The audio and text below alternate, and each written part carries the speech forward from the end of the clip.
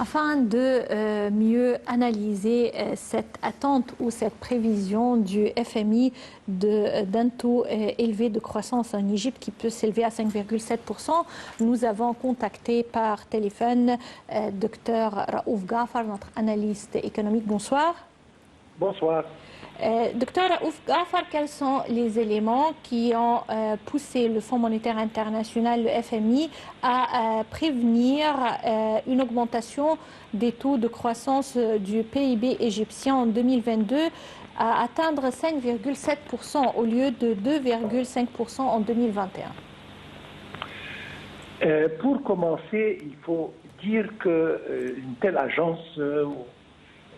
C'est le FMI, le Fonds monétaire international. Institution comme la FMI prévoit une hausse dans le taux de croissance et arriver à 5,5 ou 6 ou 7% l'année prochaine. C'est basé sur des études, sur des analyses, sur des chiffres et des nombres vrais. C'est-à-dire il a des représentants ici qui surveillent, qui analysent, qui voient et qui prédisent. Donc, c'est basé sur, comme vous l'avez dit d'ailleurs dans votre rapport, un programme de réforme économique qui a été mis en œuvre d'une manière immaculée. On parle de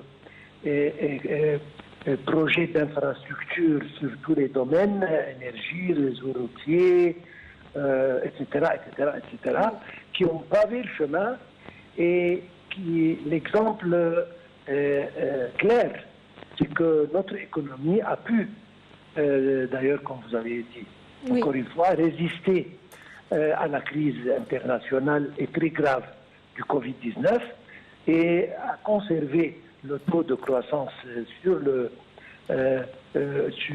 l'échelle positive. Et non seulement ça, mais avec une prédiction que nous sommes sur la bonne voie et que les taux vont augmenter de manière à aboutir à 5 et plus dans les mois et années qui suivent. Selon vous, quelles seront les étapes à suivre pour la prochaine avenir afin de bien réaliser ce plan ou ce programme de réforme économique annoncé par l'Égypte en 2014-2016 également, et pour arriver à bien réaliser la vision de l'Égypte 2030? C'est-à-dire, le programme de réforme a été mis en œuvre, c'est terminé. Mais maintenant, on continue.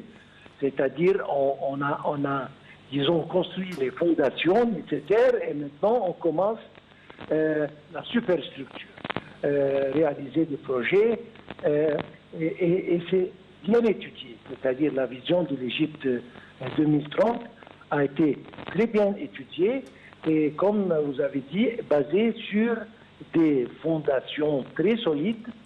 Nous sommes sur la bonne voie et il y a des pas économique d'un côté, politique de l'autre, etc., qui visent à l'augmentation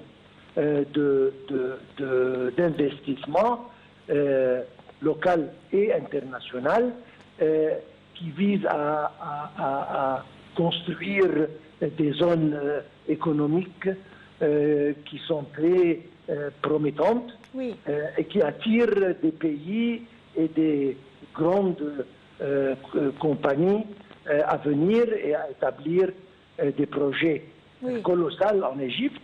Et tout ça mène au développement et à la croissance économique et au taux qui va augmenter, Inch'Allah. Oui, justement, le président Abdel Fattah el-Sisi vient de recevoir aujourd'hui au Caire son homologue roumain et bien sûr les aspects économiques ont été discutés, les échanges entre les deux pays. Également, le Premier ministre Dr Moustapha Madbouli vient de terminer une visite à Paris, une visite très importante axé sur le monde des affaires, axé sur l'agence de développement et sur les moyens de renforcer les liens économiques entre l'Égypte et les cercles du monde d'affaires européens et français. Comment voyez-vous ces deux éléments ou ces deux étapes pour bien réaliser le plan de réforme économique? Comment des pas pareils peuvent contribuer à cette réalisation? En premier lieu, le rapprochement avec la technologie de l'Europe de l'Est, Roumanie maintenant, il y avait juste quelques semaines, il y avait des autres pays qui représentent, ils ont une technologie qui est prête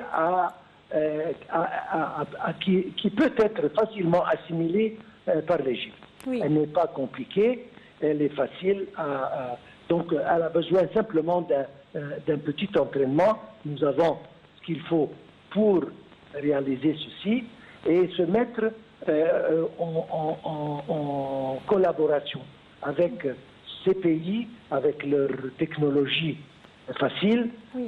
Et adaptable.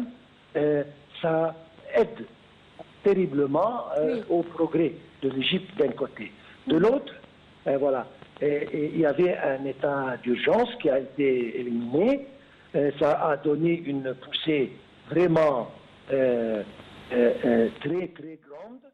Ça a donné la confiance à tout le monde que nous sommes stables, nous sommes un pays avec sécurité et stabilité. Oui. Et c'est pour ça, lors de la visite de notre Premier ministre en France, toutes les sociétés françaises ont promis d'augmenter leur présence en Égypte, leur collaboration en Égypte, leur investissement en Égypte. Et quand c'est le cas avec la France, c'est sûrement le cas avec toute l'Europe occidentale.